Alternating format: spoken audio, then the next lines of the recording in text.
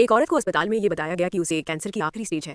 उसने तुरंत अपने पति को फोन किया ताकि अपनी बीमारी के बारे में बता सके और उससे कह सके कि वो उसे घर ले जाए। लेकिन हैरानी की बात यह थी कि उसका पति जो एक सीईओ था, उसने ना सिर्फ उस पर यकीन करने से मना कर दिया, बल्कि गुस्से में ये भी कहा कि ऐसे बहाने बनाकर उसे परेशान मत करो। उस वक्त औरत का दिल पूरी तरह टूट गया और उसके हाथ से मेडिकल रिपोर्ट जमीन पर गिर गई। उसकी हालत इतनी गंभीर थी कि अचानक उसकी नाक से खून बहने लगा।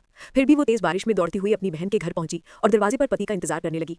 तभी सीईओ बाहर आया। औरत ने अपनी बीमारी बताने की कोशिश की, लेकिन उसने बीच में ही उसे रोक दिया और ठंडे लहजे में पूछ लिया कि वो यहाँ क्या कर रही है। अपना दर्द और अपमान दबाकर औरत ने धीरे से पूछा कि वो रात को घर कब लौटेगा, लेकिन उसकी परवाह का जवाब उसे सिर्फ ताने और मजाक के रूप में मिला। सीईओ ने कहा कि उसका घर आना जाना उसकी बीवी का मामला नहीं है। उसने साफ कह दिया कि 3 साल की शादी का ये मतलब नहीं कि वो उसकी जिंदगी में दखल दे। उसी वक्त औरत की छोटी बहन कुत्ता उठाए बाहर आई और सीईओ से बोली कि जल्दी अंदर आओ, उसकी बर्थडे पार्टी शुरू होने वाली है। सीईओ का चेहरा तुरंत बदल गया और वो प्यार से उसके साथ जश्न मनाने चला गया। उसे क्या पता था कि आज उसकी पत्नी का भी जन्मदिन है। 20 साल पहले अस्पताल में बहनों की अदला बदली हो गई थी। असली अमीर घर की बेटी अनाथालय भेज दी गई, जबकि छोटी बहन आलीशान जिंदगी जीती रही और वही पति का प्यार भी छीन लाई। पति और बहन को साथ जाते देख वो औरत बारिश में भीगती हुई फूट फूट कर रो पड़ी।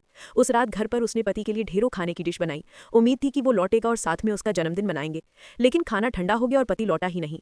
नौकरानी ने समझाया कि शायद सीईओ वापस ना आए, फिर भी वो औरत डटी रही, क्योंकि ये उसका जन्मदिन था और उसके दादाजी ने पति से वादा लिया था कि चाहे कुछ भी हो घर जरूर आना। उसे पूरा यकीन था कि देर से ही सही पति आएगा। उसने बार बार खाना गर्म किया और इंतजार करती रही। आखिरकार आधी रात को सीईओ लड़खड़ाता हुआ शराबी हालत में घर आया। पत्नी तुरंत उसके लिए हैंगओवर सूप लाई, लेकिन उसने गुस्से में कटोरा जमीन पर पटक दिया। उसने चिढ़कर कहा कि उसे उसकी झूठी मोहब्बत की जरूरत नहीं है, वो सिर्फ उसके दादाजी के आदेश पर आया है।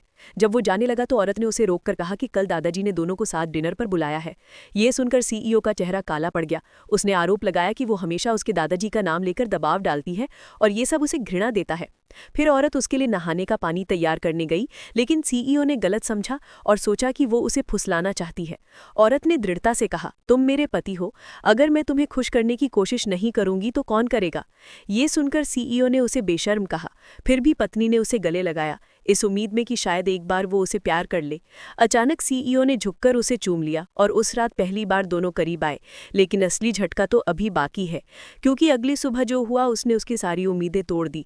अगर जानना चाहते हो कि उसके साथ आगे क्या हुआ तो पार्ट 2 जरूर देखना। दिल टूटा ये शब्द कमेंट में लिखो और पार्ट 2 मिस ना हो, इसलिए अभी चैनल को सब्सक्राइब कर लो।